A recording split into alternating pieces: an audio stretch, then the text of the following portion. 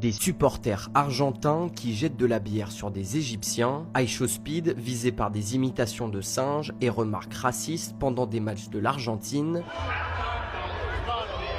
Forcément, ça rappelle aussi une autre séquence en 2024 des joueurs argentins qui entonnent un chant raciste visant l'équipe de France et ses joueurs noirs. À chaque fois, on entend la même défense. C'est juste du chambrage, c'est le foot, ce sont quelques supporters, mais du coup ça expliquerait ce racisme décomplexé. Il faut qu'on revienne à l'origine. L'Argentine s'est construite depuis longtemps autour d'un récit national très particulier, celui d'un pays blanc, européen, presque à part du reste de l'Amérique latine. Sauf que ce récit est largement un mythe. À la fin du XVIIIe siècle, Buenos Aires comptait une population noire et afrodescendante très importante, environ un tiers de ses habitants. Un siècle plus tard, officiellement, les Afro-Argentins ne représentent plus que 1% de la population. Pendant longtemps, on nous a raconté qu'ils avaient disparu à cause des guerres, des épidémies ou du métissage, mais des historiens expliquent que c'est pas seulement une disparition démographique, c'est aussi une disparition dans les mots, dans les recensements, dans les manuels scolaires, dans le récit national.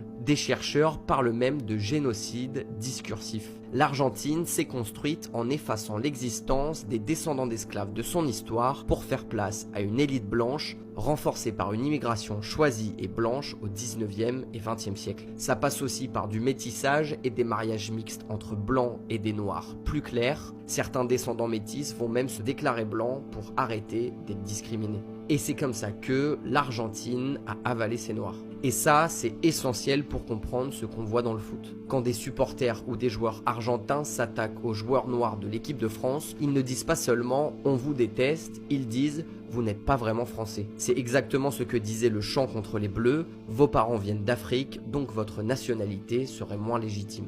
Ce n'est pas juste une insulte, c'est une façon de retirer à quelqu'un son appartenance, son identité, sa place. Et pour le coup, les Argentins ne sont pas les seuls. L'extrême droite française s'est largement fait l'écho de ce procès en légitimité. Quand les mêmes gestes, les mêmes chants et les mêmes obsessions reviennent compétition après compétition, ce n'est plus seulement du chambrage. C'est une culture raciste qui a été trop longtemps banalisée dans une partie du foot. Non mais voilà, la prochaine fois que tu supporteras l'Argentine juste parce qu'il y a Messi dans son équipe et que t'es renois, tu comprendras que ces gens-là, ils ont avalé tes ancêtres. Ils ont balancé tes ancêtres au front de guerre en bouclier humain. Ils se sont débarrassés de tes ancêtres et qu'aujourd'hui, toi, en tant que noir, en Argentine, t'es une sous-merde. D'accord? Non, mais sache-le quand même, parce que quand tu viens porter le drapeau argentin comme ça, du jour au lendemain, juste parce qu'il y a un nain qui court derrière un ballon, bah, pose-toi les bonnes questions. Est-ce que le foot vaut vraiment la peine de chier sur son existence? Alors moi, je voulais pas aller plus loin dans les vidéos et tout, parce que j'ai dit ce que j'avais à dire, sauf que j'ai certains Argentins qui sont venus m'insulter et me menacer sur Instagram. Donc maintenant, on va juste dévoiler votre vraie nature, les gars, qui vous êtes vraiment, tout simplement. Parce que vous-même, hein, les jeunes Argentins aujourd'hui, pour la plupart, vous ne savez même pas en fait que l'histoire de votre pays, elle était noire. Je tiens à rappeler que 30% de votre capitale, elle était afro-argentinienne au 19e siècle. Et ça, ils vous l'ont pas dit. Et sûrement, ils l'ont sûrement pas marqué dans les manuels d'histoire dans lesquels tu as étudié à l'école.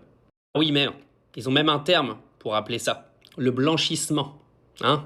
Non, mais juste au cas où, hein, si on vient nous dire aujourd'hui que l'Argentine n'est pas un pays raciste et pas pro-Israël.